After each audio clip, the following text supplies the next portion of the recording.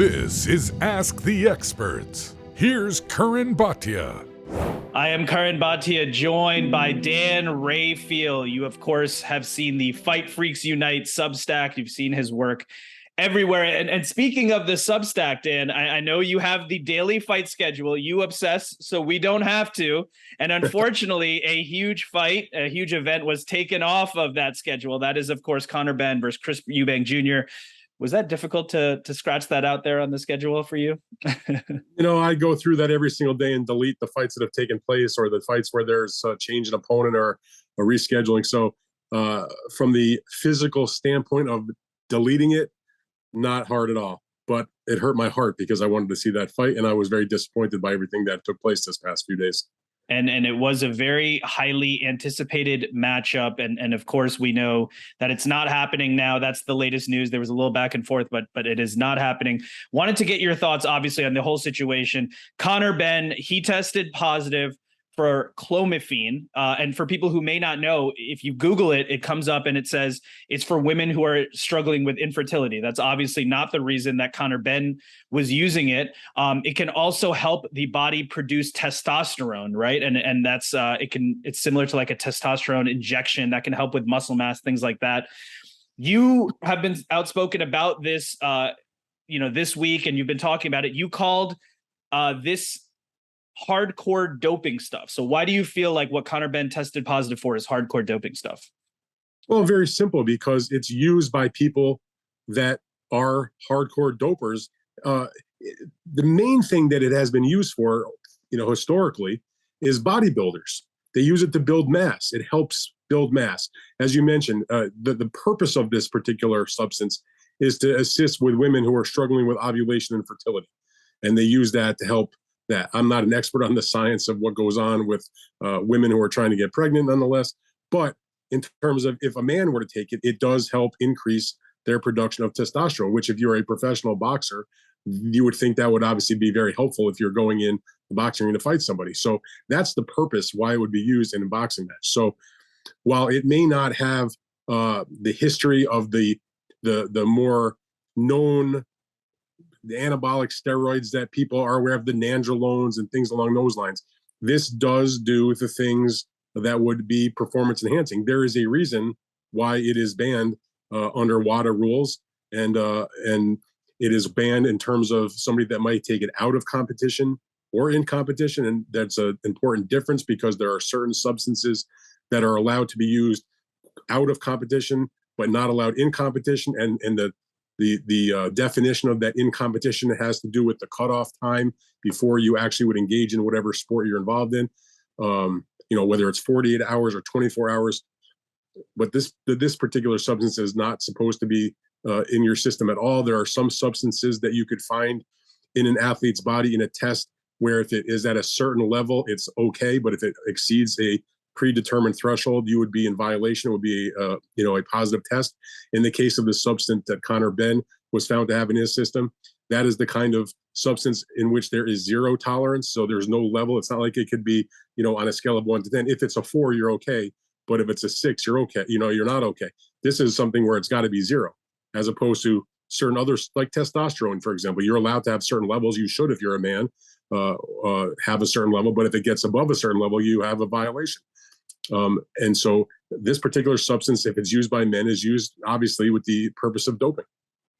That is an important distinction, because many years ago when Canelo tested positive for clenbuterol, my understanding is that level, which, he claims from Mexican beef, if you tested positive for that same level now, he would be allowed to compete, right? Because it's about the level of it in your body. In this case, you're saying since it is clomiphene, you can't have any of it in your body at all. That is correct. And you mentioned the Alvarez case, and I reported extensively about that, and I tried to explain to people who still think that particular test should just get rid of everything that Canelo Alvarez has accomplished. And I make the point, I'm not, people accuse me of being a Canelo lover and I'm carrying his baggage and all that. I'm just stating the factual information. On the day that he was tested for that substance and it came back positive, whatever his level was, he was in violation of the rules of the code. And you know what? He took a suspension. He paid a fine. The fight with Triple G at that time was canceled, the rematch. Ultimately, it was rescheduled after he served his suspension. But the point is, After that, WADA realized that this particular substance, clenbuterol, was prevalent in athletes because of beef in Mexico, particularly, and they changed the threshold that was legal or counted as a violation. Later, the WBC followed suit in terms of its rules, and so it went up the amount that could be found in an athlete's body and not constitute a violation. So the point is, from the time that he took the test, he was in violation, and he took the suspension and all that. But if he took the test today, it wouldn't be a violation because the threshold was raised. In the case of, like you mentioned, in the Connor Benn situation, that substance, there is no threshold. It's zero or a failure. Doesn't matter how much you have. It's not like clomiphene is found in other places like food, things like that, the way that clenbuterol was. So that is an important distinction. I know that you've been talking about and writing about drug testing in boxing for over 20 years. So you're an expert on this space. In terms of clomiphene, I mean, have you heard of a fighter testing positive for clomiphene before? In terms of boxing, off the top of my head, the answer is no. As I said, it's mainly associated, if there's drug test issues, with bodybuilders.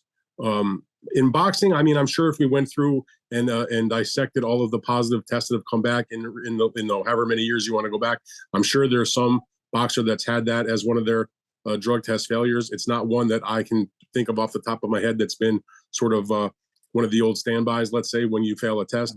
But nonetheless, it's obviously a problem. And again, neither of us know for sure if Connor Benn took this willingly and with the intention of trying to dope, or, and this happens where, some person around him in his camp or wherever gave it to him. I mean, there are athletes that just, sometimes don't think about these things, and they trust certain people and they'll take what they're given. I mean, that shouldn't be the case. You really should make sure that you are aware of every single thing you take. I mean, some athletes are more trusting in that sense, and there's others that I've encountered over the years who will, no matter what it is, they'll make sure that it's okay. They'll check with their with the whatever group is testing them to provide them with whatever supplements they're taking, or ask about if you're taking a certain medication, whatever the case may be, to make sure that it's okay by their rules, because they're cognizant of the prospect that whatever they put into their body is their responsibility, and it could certainly return a positive test in worst case scenario. Bottom line, no matter what, even if you have people advising you, you have to know what's going into your body, and it falls on the fighter. Speaking of Connor Benn, he did come out with a statement, and one of the things he said was, "I'm shocked and surprised." So I guess my question for you is, do you believe that Connor Benn was shocked and surprised on this result? I mean, you tell me if you've ever heard of forget about a boxer, an athlete who has come up with a positive test who's not shocked and surprised by their positive test. I mean, my nature as just a person is you want to believe what the people are saying, and give them the benefit of the doubt.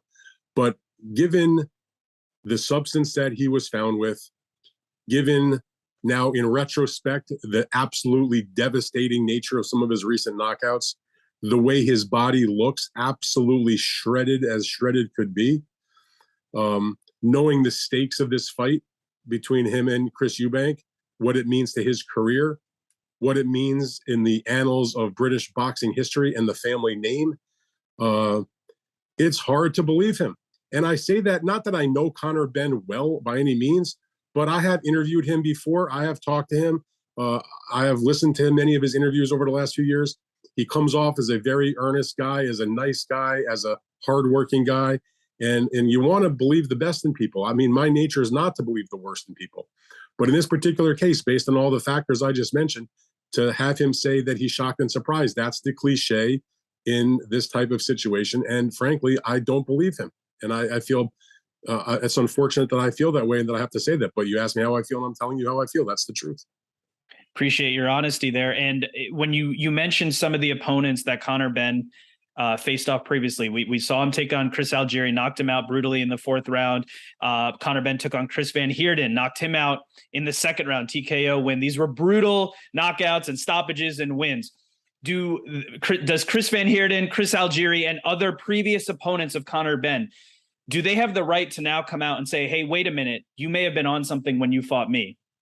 I mean, obviously, you take the Algieri fight, for example. Now, we all know, and Chris would admit this, he was not at his peak of his career when they fought. He was past his best days, but still a quality guy and a guy that could handle himself in the ring. I've watched Chris Algieri fight for many years, and he's had a lot of major fights, and he never got stopped like that. He went the distance with Manny Pacquiao, even though he got dropped several times in the fight. He got stopped by Errol Spence, but it was not in that kind of devastating fashion. And now you see Conor Benn, who has not the kind of resume that those other fighters have put together, even if Chris was a little bit, past his prime. And to watch him get knocked out like that, it makes you question the situation in light of what has occurred. And I say that because if you take a look at, like, this is a very similar example, although not a drug case. It was more the hand wrap situation with Antonio Margarito. What happened with him when he got caught with the illegal hand wraps, then he was suspended, or he had his license revoked. He didn't fight for like a year and a half or 2 years.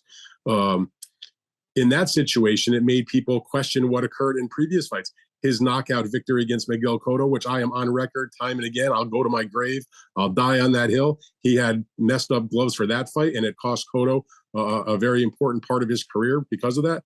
You could say the same thing about his previous knockout victory, devastating, of Kermit Cintron. And, it makes you question all of Margarito's wins, not necessarily every single one in his career, but certainly at a certain stage of his career.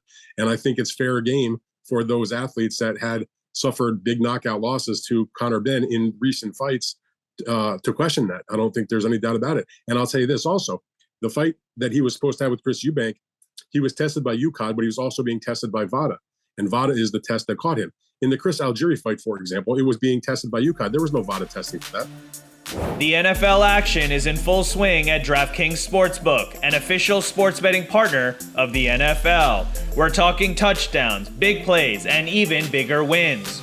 New customers can bet just $5 on any NFL team to win and get $200 in free bets if they do.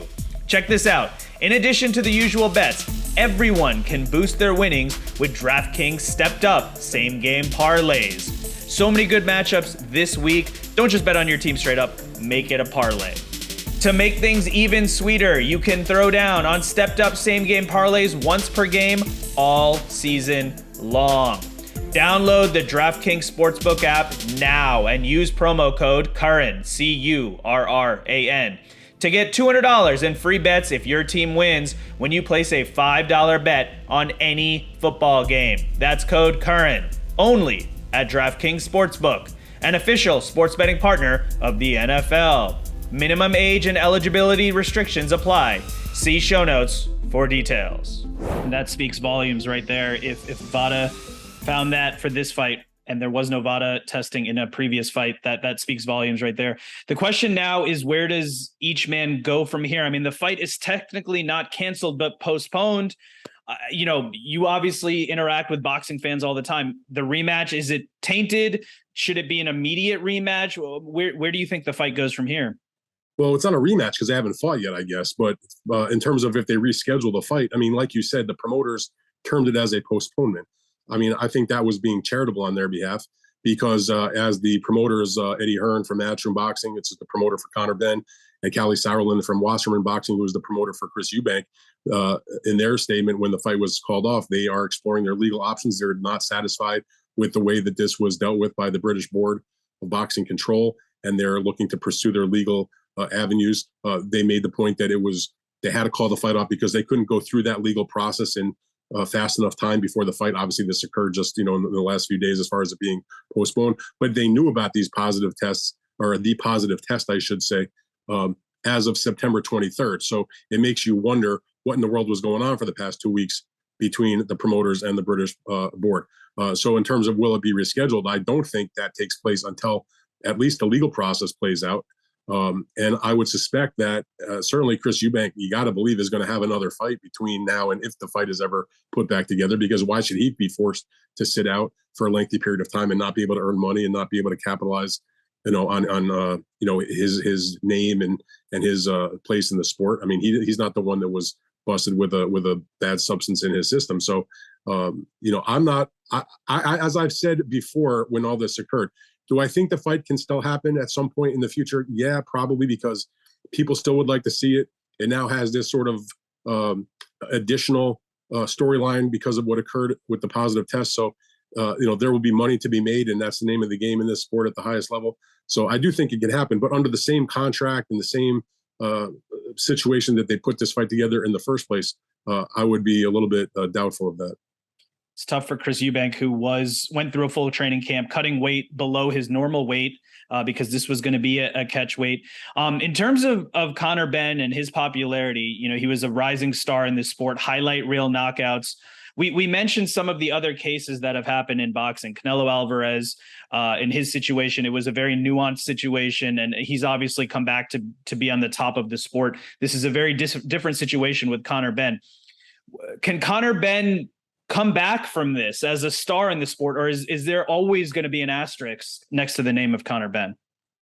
I mean, my perspective, like a lot of things in life, is you can forgive, but you don't forget. And so it depends on how he carries himself in the future. If he's going to go through the rest of his career and just deny, not really tell the real story of what happened, I don't think people are going to buy it. Here's the very simple fact for him. Either A, he took it on purpose, in which case he should come clean and tell everybody and throw himself on the mercy of the court, so to speak. And ultimately, people will forgive him, because I think people can respect the honesty, and people are willing to forgive a mistake that a young man makes. And you can get past it. And if that's not the case, and you took it unknowingly, and somebody gave it to you, because it didn't just get in his system by accident. It's not like he went and had himself, a glass of juice or something, and it accidentally was in the juice, and it wound up in his. And when I say juice, I'm not using a pun. A glass of orange juice, a glass of apple juice, a glass of grape juice, whatever, or had something to eat, had a sandwich or something, and it was somehow, in there. That's not how this gets in your system. So it means that if he didn't take it knowingly, somebody had to give it to him. So now, and there are people in boxing who are on the fringes who do dirty things like this. You better check your strength coaches and your trainers and your hangers on and your pal and the guy at the gym, or the whoever, your nutritionist, whatever the case may be. And you need to really get down and figure out who in the world would have given that to you. Trust me, he knows who gives him stuff. If you are a professional fighter, that kind of stuff. If you take away my keyboard that I type on every day and you bring it back to me and the T is out of place, I'm going to know it. And if you're a professional fighter, who's giving you stuff. It's like when a boxer leaves the gym, they know what they weigh. For the layman, it may not be the case, but if you're a specialist, if you're an expert in some particular thing, if you're a guitarist and somebody messes with your guitar and twists around the strings or distunes it, you're going to know. And so he knows who gave him stuff. So if he really believes that he didn't do this on purpose, he needs to out the person that did this. And if he did do it on purpose, he needs to come clean and apologize and explain to everybody what happened, where he got it from, what happened. So you said, is it going to haunt him the rest of his career?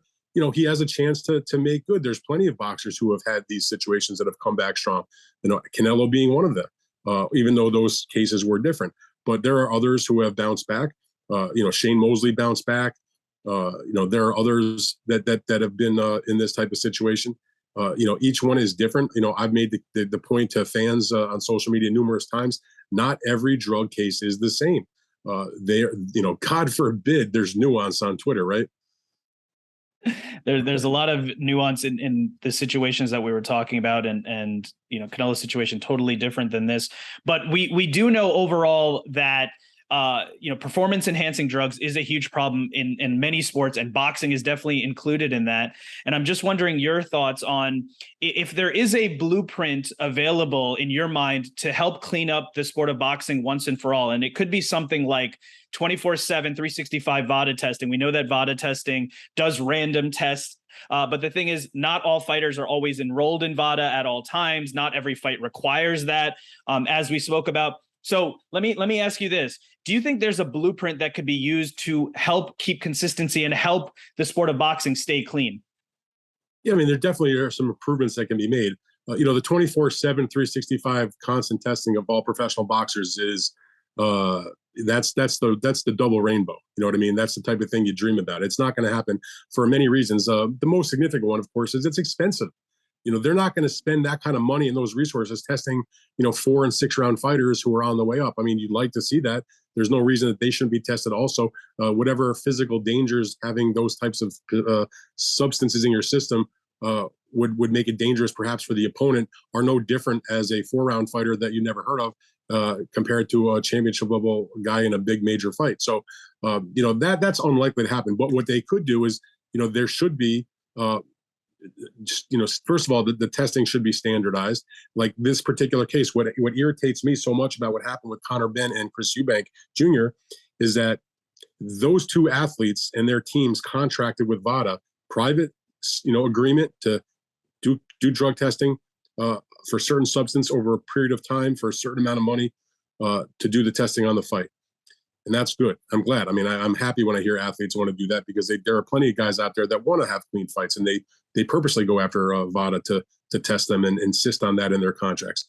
The problem is if something happens and a guy gets caught, or a woman for that matter, and they're positive, you can't just then ignore the result. So what happened in the case with Benn and Eubank is, besides them contracting with VADA, the official drug testing agency for the fight, which is the same for all of the events throughout the United Kingdom, is the British Boxing Board of Control, which contracts with UKAD, the United Kingdom Anti-Doping. And so they were conducting tests on Benn and Chris Eubank also, and there was no positive test for those guys. So their point of view is, well, he didn't fail any of our tests, so he's good to go, because they don't recognize VADA, which is absolutely absurd. VADA, and I'm just saying this as an observer that's covered them for a long time, pretty much since their existence. They're the gold standard. They're the ones that catch people. That's the reason why all these other fighters have voluntarily signed up and paid them money to go and do their testing. So why in the world would UKAD not respect or take it under advisement a positive test on VADA when they have proven themselves over a long period of time to be the gold standard of drug testing in boxing and combat sports all around the world? It's absolutely ridiculous. It doesn't happen in the United States. If you have a VADA test and you've contracted, you put it like this: if Benn and Chris Eubank was taking place in Las Vegas, and they were being tested by the Nevada Commission under their normal circumstances, but they also had contracted with VADA to do their own testing, and there was a positive test, VADA would report that test to the Nevada Commission the same way they reported the test to the British Board of Boxing Control. And then the Nevada Commission would do something. They would have a hearing, there would be an investigation, and most likely the fighter in question would be suspended and there would be no fight. In the case of in the UK, they just ignored it. It's like it didn't happen, and that's ridiculous. They were the promoters, before they finally called off the fight, were trying to thread that needle and claim that just because he failed the VADA test, it didn't matter because he didn't fail a UKAD test, and they were the official agency doing the testing, and therefore the fight should happen, which is absolutely ridiculous.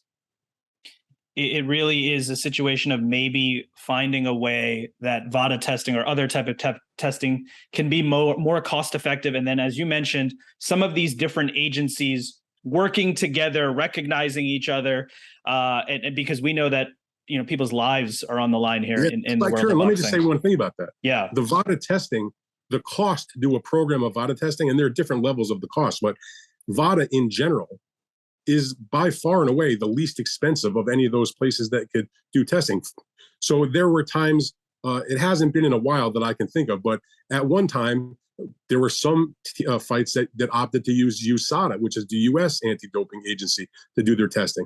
The cost to do a USADA program was way more than a VADA program. And guess what? USADA never caught anybody. VADA doesn't take any shit. You follow their rules, you take their test, they don't adjudicate it. They simply do the testing, report the results.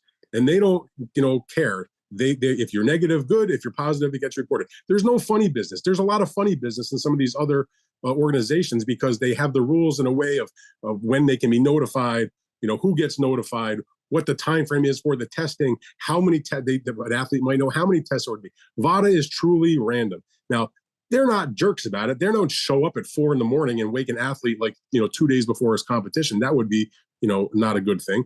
But they'll show up in the morning. They'll show up at your gym. They'll show up at your house. They'll show up at afternoon. They'll come over in the evening, and everybody knows when you sign up for it that is the way it's going to be. And they're also even-handed. If you are in a program and your opponent is in the program, that's not like they're going to test you 50 times and they're only going to test the other guy 4 times. They try to keep a reasonable mix. Maybe one guy might be tested one more time than the other or one less time. Maybe one guy will have, 4 blood tests and 3 urine tests, and the other one might have, 4 urine tests and 3 blood tests. The point is it's equitable the way they do the testing. To me, and I've sat and I actually talked to testers at times when I've seen them around events and that sort of thing, just to sort of understand the philosophy and the way they go about doing the daily job of conducting these tests. they do what they're hired to do, and they do it in a first class and professional manner, and they should be used by everybody. And if they're not, that's a problem in my opinion. And if they are, other locations should accept their results.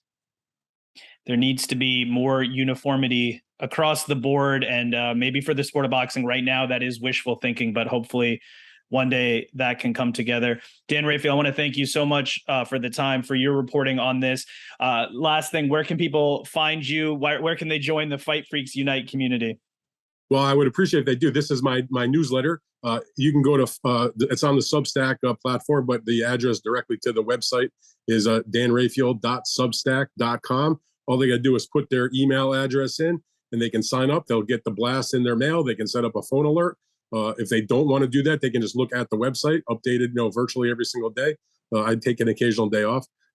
This week was not one of them, and they can get all the blasts. And of course, I offer enhanced coverage for those who would want to subscribe and pay a few dollars, nominal fee, $5.99 a month, helps me pay the bills and get all the. I look at it like this, Curran. You don't have to go running around the internet searching for everything. As I say, everything comes right to you. There you have it, Dan Rafael. You've earned a day off, but I don't see it coming anytime soon. I want to thank you so much for the time and talk to you soon. All right, you bet, Curran. Anytime, my man. Thank you for listening to Ask the Experts with Curran Bhatia.